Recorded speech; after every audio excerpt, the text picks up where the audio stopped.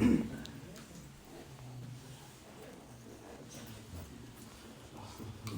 بالله من الشيطان الرجيم. بسم الله الرحمن الرحيم.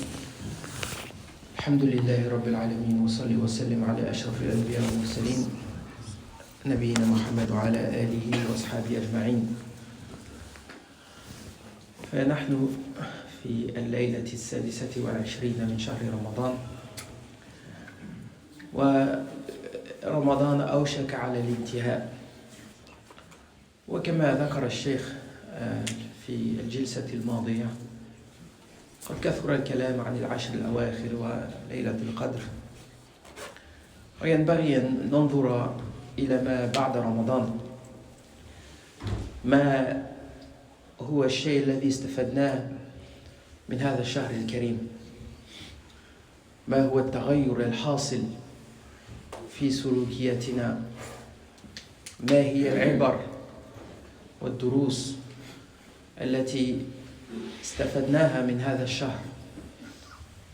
فرمضان مربي، يربيك على الطاعة، يربيك على قيام الليل، يربيك على تلاوة القرآن، يستخرج من نفسك خير ما فيك. فليس المسلم ملكا، لا بد له بشيء من الذنوب والمعاصي، سواء في رمضان أو في غير رمضان. والنبي صلى الله عليه وسلم يقول في الحديث: لو لم تذنبوا لذهب الله بكم وجاء بقوم يذنبون ثم يستغفرون فيغفر لهم. فكل ولد ابن آدم خطاء، وخير الخطائين التوابين، أو كما قال النبي صلى الله عليه وسلم. وإذا تأملت قول الله عز وجل: علم الله أنكم كنتم تختانون أنفسكم فتاب عليكم وعفى عنكم، فالآن باشروهن وابتغوا ما كتب الله لكم. وذكرنا شيئا من تفسير هذه الآية في صلاة الجمعة، لكن لو تأملت تفسير هذه الآية لوجدت فضل الله عز وجل على هذه الأمة. فإن مطلع على كتب التشريع كيف تدرج النبي صلى الله عليه، كيف تدرج الله عز وجل في الأحكام مع الصحابة، تجد أن الأصل أن الله عز وجل يبدأ بالسهل ثم يتدرج بهم، ثم إلى حد ما تنزل الأحكام النهائية. فعلى سبيل المثال تحريم الخمر، فلم يبدأ الله عز وجل بالتحريم مباشرة، تدرج بهم. في البداية نفر الله عز وجل عن شرب الخمر، إنه رجس، إلى ما شابه ذلك من الآيات التي كانت تدل على كراهية شرب الخمر أو البعد عنه وقت الصلاة، إلى أن تم تحريمه مباشرة، أو تم تحريمه بالكلية. ولكن في أمر الصيام تجد أنه العكس، بدأ الله عز وجل بالصعب. لا يجوز لهم إذا أذن للعشاء الأكل والشرب والجماع إلى اليوم الذي بعده، وإذا نام أحدهم قبل العشاء ولم يأكل ولم يشرب واستيقظ بعد الأذان، لا يجوز له الطعام والشراب إلا اليوم الذي بعده. لماذا؟ فالجواب والله تعالى أعلم. أولا أن الله عز وجل أراد أن يثبت لهذه الأمة سهولة أمر الصيام. كان من الممكن أن الله عز وجل على سبيل المثال أن يفرض علينا الصيام 40 يوما كما هو حال النصارى مثلا، أو كان من الممكن أن يفرض علينا مثلا شهر رمضان وشهر محرم، أو يفرض علينا الاثنين والخميس، أو 3 أيام من كل شهر، ولكن الله عز وجل لم يفرض علينا إلا 30 يوما. من ناحية أخرى أراد الله عز وجل والله تعالى أعلم أن يفهمنا أننا يعني إذا كنا قادرين على الأصعب، يعني إذا كانت أمة محمد صلى الله عليه وسلم في بداية أمرها كانت تستطيع أن تصوم من العشاء إلى المغرب الذي بعده إلا بعض الاستثناءات، إذن من باب الأولى أن تصوم من الفجر أو من طلوع الفجر إلى المغرب. وكأنه إشارة إلى إذا كنت قادرا لمدة 30 يوما أن تصبر على ترك بعض المعاصي التي ألفتها، لأن النفس كذلك تألف المعصية، وهذه هي المشكلة. ليست المشكلة أن تعصي الله فحسب، المشكلة أن تألف المعصية.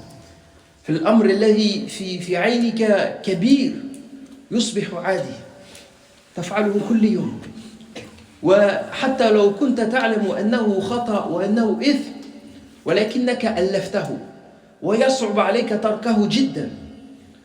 ولا شك أن كل منا له معصية كان يألفها فتركها في رمضان، والنفس ستدعوه إليه مرة أخرى أول ما يترك رمضان. ولكن تذكر هذه الحكمة، تذكر أن الله عز وجل من خلال هذا الصوم يريد أن يفهمك أنك قادر على الأصعب، فما بالك بالأسهل.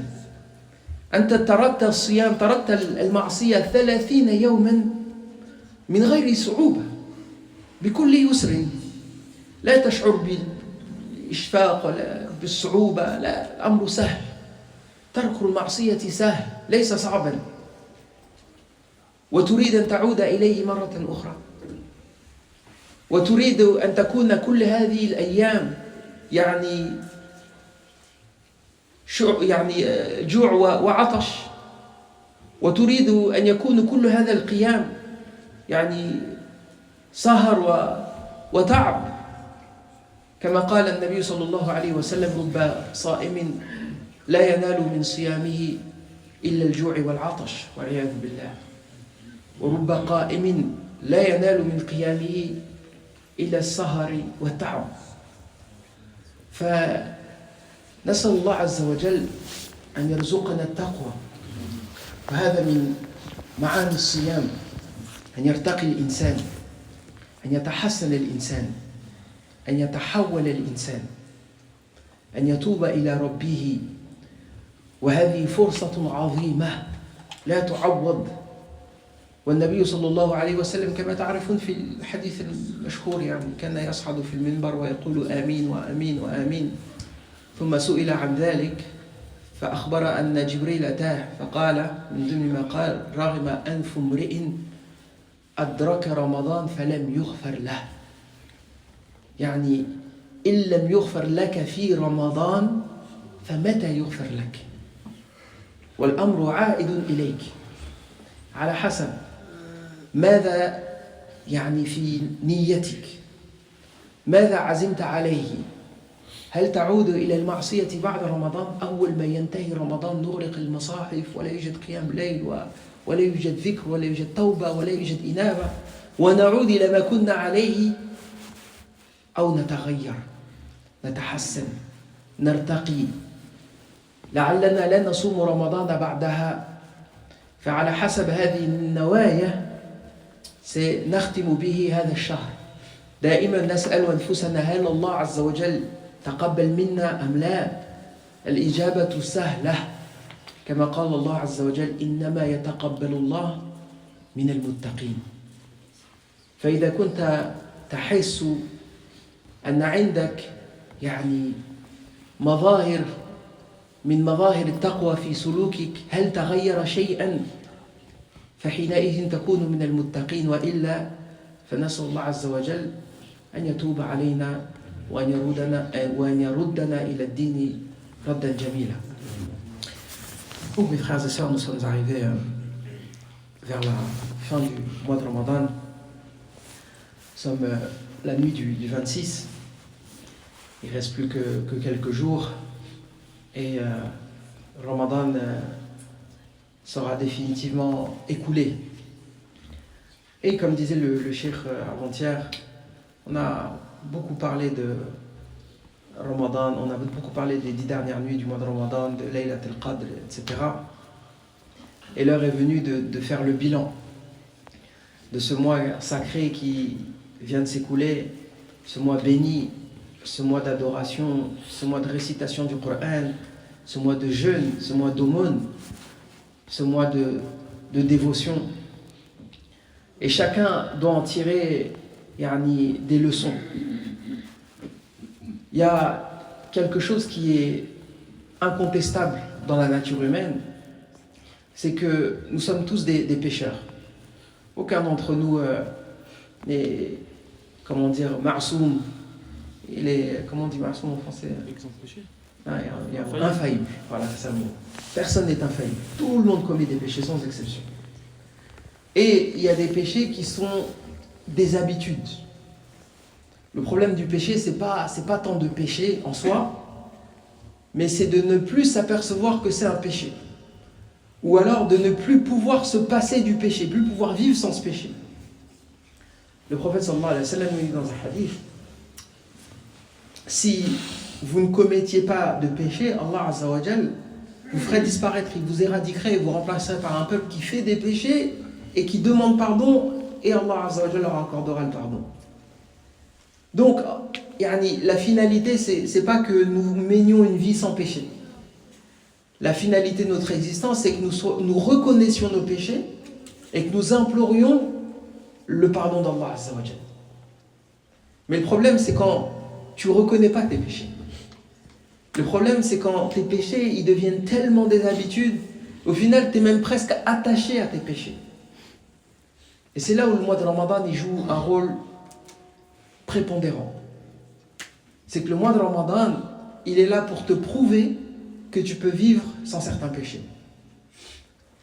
Et il y a quelque chose que je trouve intéressant dans le verset qu'on a abordé d'ailleurs, le sermon du vendredi, dans lequel Allah Azza wa Jal dit علم الله أنكم كنتم تختانون أنفسكم فتاب عليكم وعفى عنكم. Le verset, en fait, d'un point de vue linguistique, il est très intéressant. Allah Azza wa Jal, il parle aux compagnons, des compagnons comme Omar ibn al-Khattab et d'autres, pour remettre les choses dans le contexte. Au tout début, le jeûne, on avait l'interdiction de manger, de boire, d'avoir des rapports intimes, de la prière à l'Isha jusqu'au lendemain pour le Maghrib. Ça veut dire que toute la nuit, les Sahaba ils dormaient à côté de leurs épouses, mais ils ne pouvaient pas les toucher. Et donc il y en a qui n'ont pas réussi à patienter et qui ont consommé des relations intimes. Et Allah Azza wa Jalla dit Alim Allahu annakum kuntum takhtanuna anfusakum. Vous étiez, vous trahissez, vous étiez traître envers vous-même, vous étiez injuste envers vous-même. Et Allah il dit Fataba alaykum wa afa ankum. Non seulement il a accepté votre repentir, mais afa ankum, al-afu, c'est encore plus puissant que le repentir, parce que l'afu, ça veut dire que Allah il a effacé vos péchés. On ne verra même pas ces péchés Yawm al-Qiyamah dans nos registres.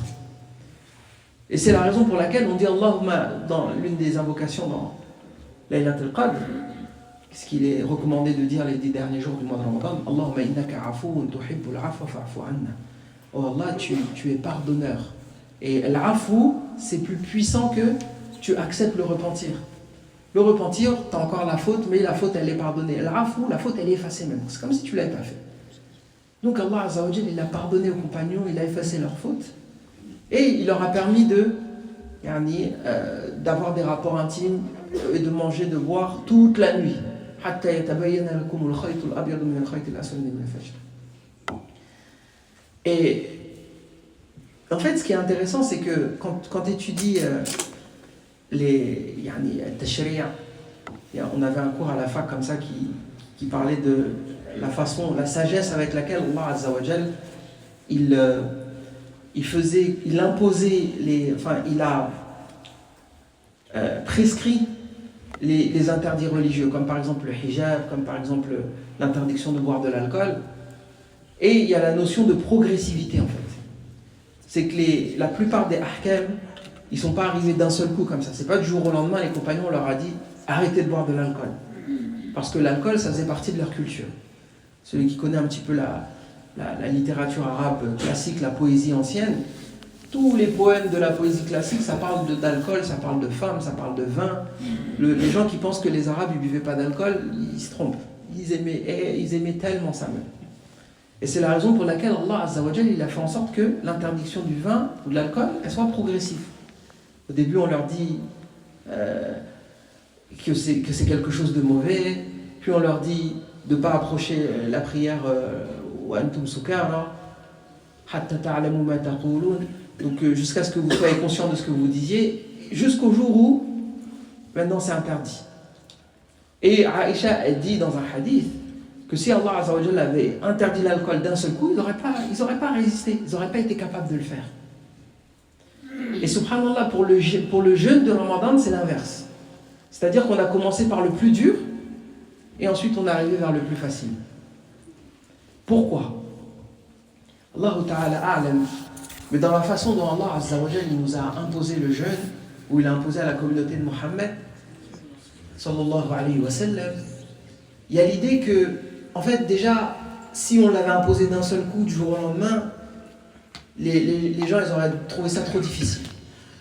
Or qu'en réalité, c'est pas difficile.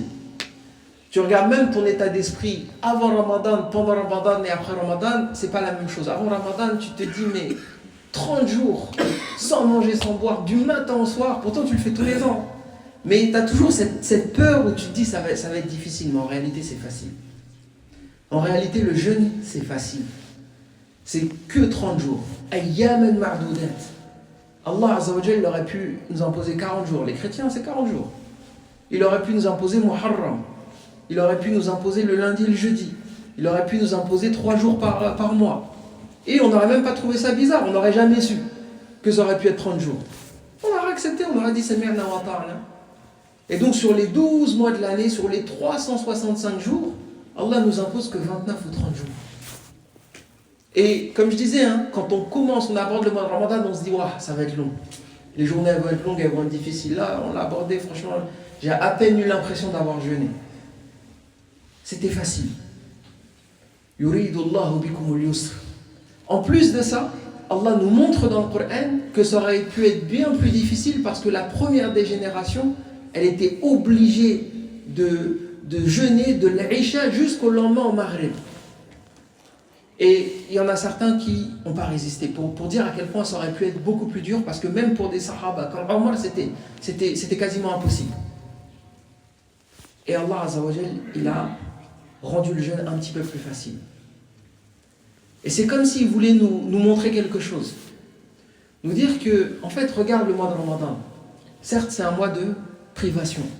C'est un mois d'abstinence. Et malgré que ce soit un mois d'abstinence sur des choses qui sont essentielles, la nourriture, la boisson, les rapports sexuels, eh ben, tu as réussi à le faire. Donc, si tu es capable de t'abstenir de quelque chose qui est essentiel, qu'en est-il de quelque chose qui n'est pas essentiel?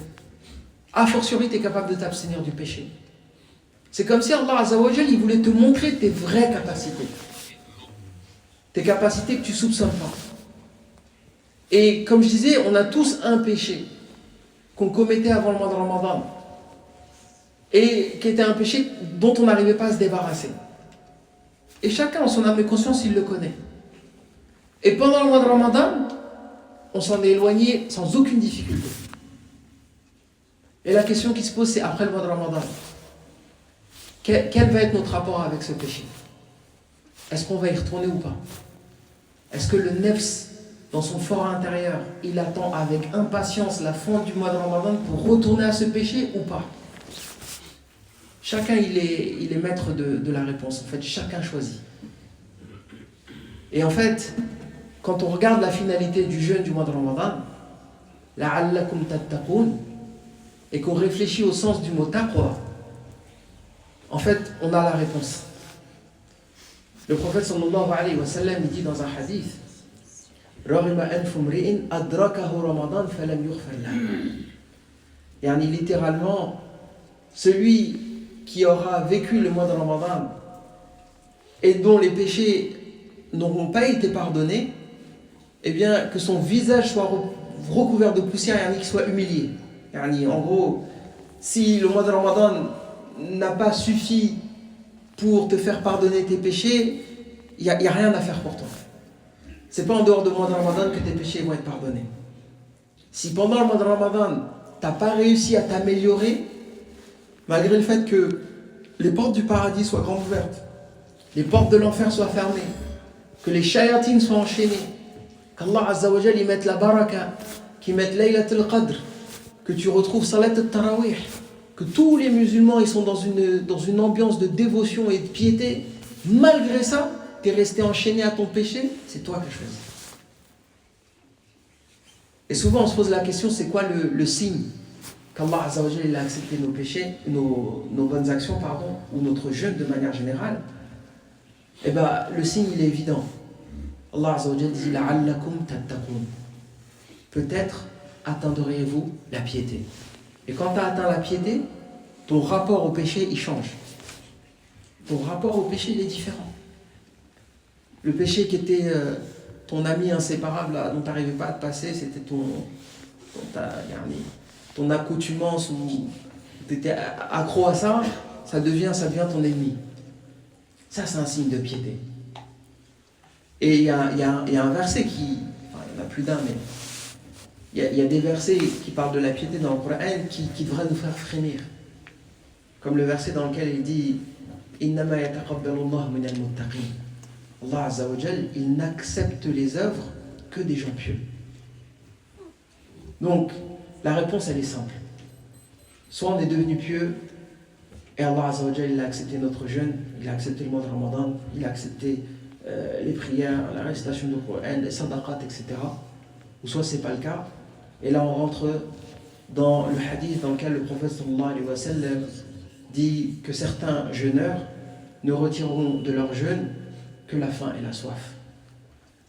Que certains priants ne retireront de leur prière que la veillée et la fatigue. En fait, que toutes ces œuvres elles seront vaines et qu'Allah Azza wa Jal nous en préserve.